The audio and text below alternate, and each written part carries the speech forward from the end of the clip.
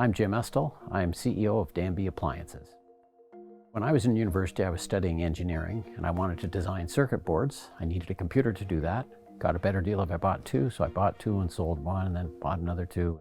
Next thing you know, I'm buying and selling computer hardware, software, and peripherals. And back then, the most secure place I had was the trunk of my car. And back then, cars were reasonably big, so that's why the truth was I was buying and selling computer parts out of the trunk of my car. I eventually grew that business to a couple billion in sales.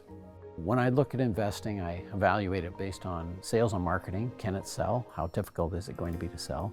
I look at the technical. Will it work? How difficult is it to make it work? And business. Can it actually make money?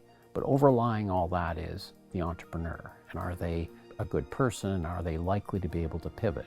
Because often you're trying to evaluate an entrepreneur that has 4 employees or 10 employees, and how will they be when they have 100 or 200 or 500 employees? Life as an entrepreneur is almost always challenging.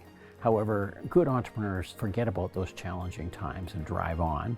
One of my goals in life is to inspire more people to do more good things. When I saw the crisis happening in Syria, I said I would sponsor 50 families. Since then, I've gone on to sponsor hundreds of refugees to come to Canada. So right now, we're outfitting 3 or 4 Ukrainian families in Guelph. We've done them from many, many countries. So we're just trying to help refugees resettle and build a new life. So you don't do what you do for the rewards or the awards. They're a byproduct. The same is true actually of money. I don't try to make money for the sake of making money. That becomes a byproduct of making freezers and wine coolers.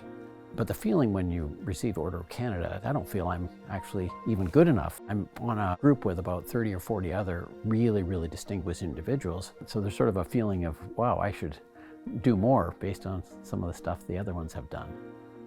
The value of a good education is it opens doors for you and it helps you learn how to think. But I'm also a big believer that your education's never done. I believe I'm a constant learner, and I believe successful people are constant learners, and that's the attitude people have to graduate from university or college with. Keep learning all the time.